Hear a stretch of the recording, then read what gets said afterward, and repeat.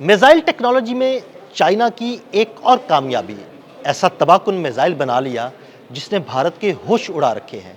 इस मिसाइल से भारत को क्या तकलीफ होने जा रही है?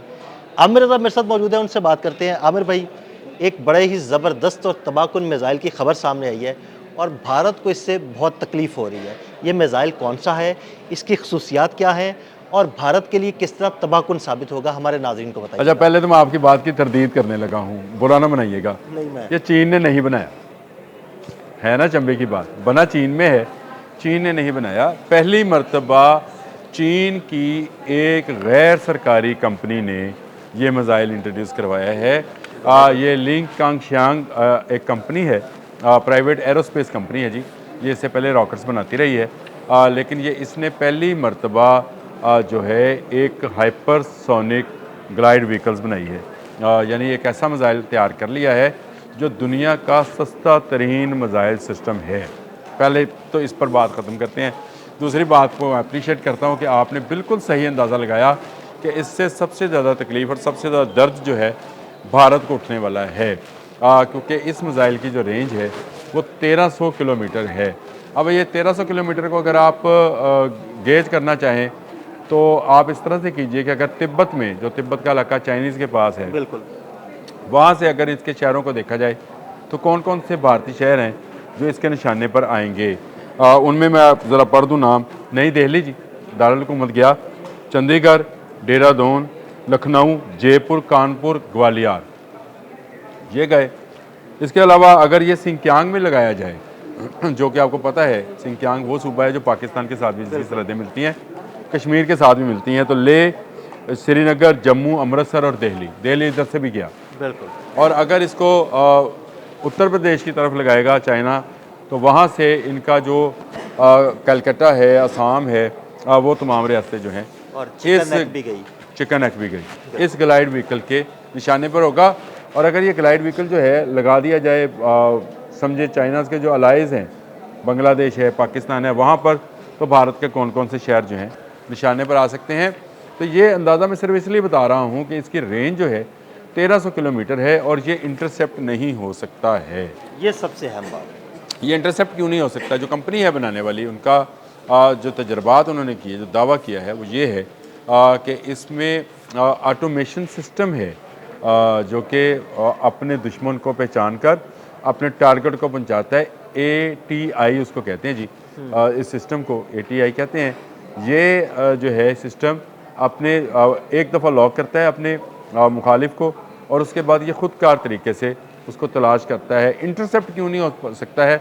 एक तो इसकी स्पीड है, इसकी स्पीड हाइपर 7 यानी आवाज़ से 7 गुना रफ्तार की है। इस वक्त जो भारत के पास सिस्टम है, वो आपको पता है रशिया का दिया हुआ है, वो मार्क 5 तक की स्पीड को पकड़ सकता है। यानी वो इंटरसेप्टर्स हैं जो मार्क 5 तक की स्पीड को, वो भी हाइपरसोनिक के होते हैं, जिनका अपना बड़ा मोस मार्क 5 पर जाता है, वो भी हाइपरसोनिक है, उसको वो पकड़ सकता है S-400। और नया जो मिसाइल सिस्टम है अभी उनके पास आया नहीं है, अगर आ भी जाएगा तो वो भी नहीं इसको पकड़ पाएगा। उसकी वजह क्या है?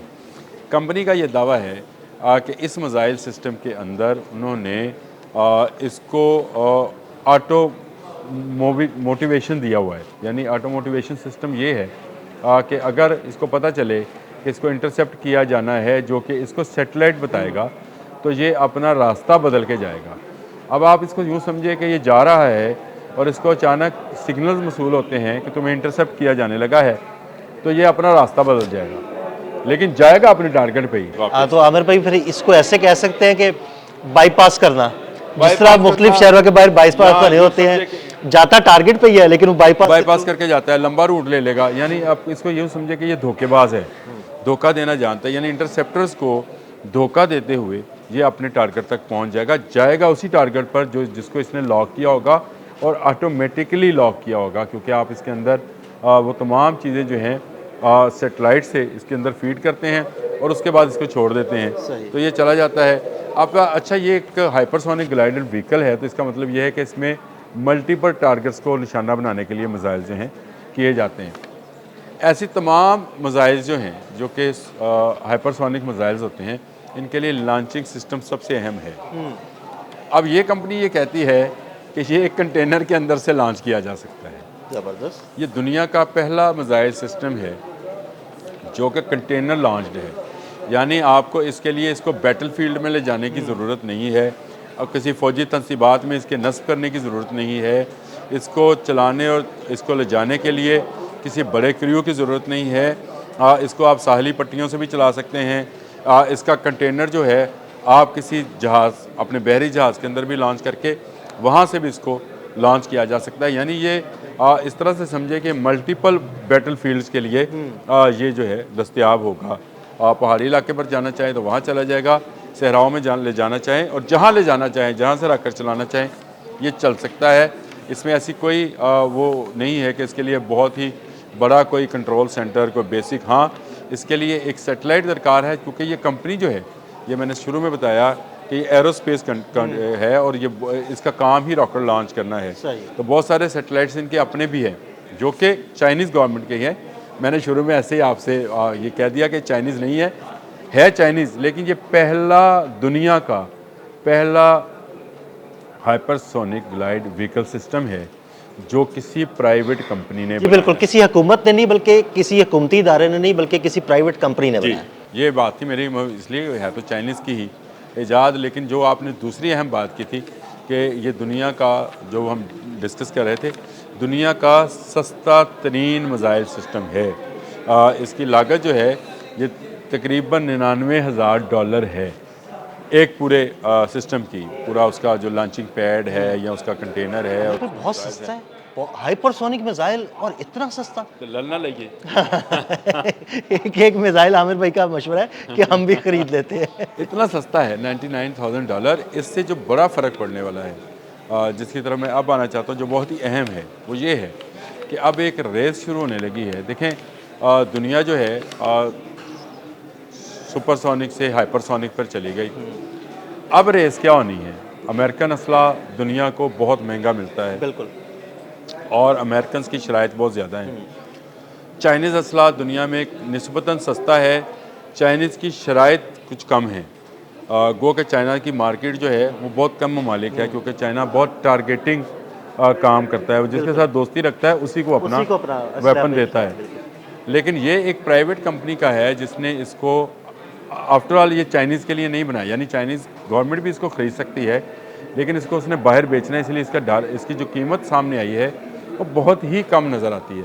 वो इतनी कम नज़र है कि इसके मुकाबले में जितनी अमेरिकन, स्वीडिश, स्विट्ज़रलैंड की और फ्रांस और बरतानिया की और जर्मनी की कंपनीज़ हैं, वो इसका मुकाबला नहीं कर पाएंगी। आपको पता है कि मुसाफती मार्केट के अंदर जो इस वक्त चाइना के प्रोडक्ट आपको हर जगह पे, अमेरिका हो, फ्रांस हो, बरतानिया हो, जापान हो, कहाँ पर भी हो, वो सिर्फ इसलिए नज़र आता है कि उसकी कीमत कम है बाकी से। आमिर भाई, जब आपको एक अच्छी चीज़, अच्छी क्वालिटी की चीज़ कम कीमत में मिलेगी तो आप उसी चीज़ की तरफ जाएंगे ना। ये बिल्कुल आप सही कह रहे हैं, और ये अच्छी क्वालिटी का ना सिर्फ है बल्कि ये इंटरसेप्ट नहीं हो पाता है। ये जो कंपनी का दावा है, इसकी जो उन्होंने चीज़ें बताई हैं, जो इसमें रडार्स और सिस्टम्स और इसके जो सेंसर्स बताए हैं, वो इस बात की निशानदेही करते भी हैं कि इस मिसाइल सिस्टम के अंदर जो है ऐसे सिस्टम मौजूद हैं जो कि इसको इंटरसेप्टर से बचाते हैं और बचा कर इसको टारगेट तक पहुंचा देते हैं। तो मैं ये समझता हूं कि ये इनकलाब इस हवाले से है कि अब कम कीमत वेपन्स की दौर शुरू होने जा रही है। अब इसका नुकसान होगा या फ़ायदा होगा, ये एक अलग कहानी है। लेकिन वो जो तुरे खां बनना चाहते हैं खित्ते के, अपनी आबादी के सर पर, भारत जैसे मुल्क जो हैं, जिनकी तोसी पसंदाना पॉलिसीज़ हैं, उनके मुकाबले में अगर कोई छोटा मुल्क भी अब खड़ा होना चाहेगा तो वो अपनी गैरत और हमीयत के बल पर खड़ा हो सकता है। चाइनीज़ की ये प्रोडक्ट जो है, या ये असला या वेपन्स है, देखिए असला वेपन्स ना आप हक में है ना मैं हक में हूँ, हम चाहते नहीं हैं कि जंग हो। लेकिन आमिर भाई, अगर कोई बदमाशी करेगा तो उसको जवाब तो देना चाहिए ना। ईंट का जवाब पत्थर से मिलेगा। और अगर ये बांग्लादेश की तरफ, श्रीलंका की तरफ, नेपाल, भूटान, पाकिस्तान, तमाम अपने हमसाया ममालिक की तरफ, चाइना भी इवन उसकी तरफ ये अपनी गंदी निगाह लेके जाएंगे, तो ये मिसाइल उनकी आंखें निकालने के लिए मौजूद होगा, क्योंकि ये बहुत ही कम कीमत है। ये इतना कम कीमत है दिल भाई कि अपने मुकाबले के जो दूसरे मिसाइल सिस्टम्स हैं उनमें से चंद एक से तो ये 90% सस्ता है। अब आप 90%, 100 की चीज़ 10 रुपये में मिल रही है। यानी आमिर भाई, जो खित्ते के ऐसे ममालिक हैं जो बहुत महंगे मिसाइल अफोर्ड नहीं कर सकते, वो ये मिसाइल अगर ख़रीद लें तो भारत के लिए तो एक मौत का सामान बन जाएगा। भारत के लिए, और दूसरा अफ़गानिस्तान के जैसे मुल्कों के लिए भी एक मौत का सामान पैदा कर देंगे। और ये मिसाइल सिस्टम जो हैं ये छोटे ममालिक के लिए तो बहुत ही कारआमद है। देखिए, असला जो है, मैं हमेशा ये कहता हूँ एटम बराए अमन, जिस मुल्क के पास एटमी असला है उस मुल्क को एक तरह का तहफ़्फ़ुज़ हासिल है कि दूसरे मुल्क जो हैं उसके साथ जंग करते हुए हज़ार मरतबा सोचते हैं कि भाई आगे से अगर एटम बम चल गया तो क्या होगा, फिर चल सो चल होगा, फिर दुनिया नहीं रहेगी, दुनिया भी चल सो चल हो जाएगी। ये वो मामला है जिसको रोकने के लिए, यानी अगर बांग्लादेश या श्रीलंका जैसा मुल्क भी चाहता है कि भारत उनकी तरफ गंदी निगाह से ना देखे, तो उनके लिए ये तो बहुत सस्ता मिसाइल सिस्टम है। और ऐसा मिसाइल सिस्टम जो है दुनिया में अगर आना शुरू हो गए तो ये एक असले की नई दौर शुरू होगी। ये मेरा ज़रूर ख़दशात मौजूद हैं, लेकिन एक प्राइवेट कंपनी जो कि चाइना से तल्लुक़ रखती है उसने ये मिसाइल सिस्टम बनाकर लॉन्च कर दिया है और तजर्बात उसके मुकम्मल हो गए हैं और बहुत जल्द ये एक्सपोर्ट वर्जन में आ जाएगा चाइनीज़ गवर्नमेंट की इजाज़त के साथ, क्योंकि उसके बगैर वहाँ से तो आप एक सुई भी नहीं ला सकते। वो उन ममालिक को दिया जाएगा जो चाइना के दोस्त ममालिक हैं, जिनमें पाकिस्तान भी। बिल्कुल, बहुत शुक्रिया आमिर भाई जी। बिल्कुल, आमिर रज़ा ने बड़ी तफसील के साथ आपको इस मिसाइल की खसूसियात बताई और ये भी बताया कि आने वाले वक्त में भारत के लिए एक तबाहकुन मिसाइल साबित होगा। अदील अहमद और आमिर रज़ा को इजाज़त दीजिएगा। अल्लाह हाफ़िज़।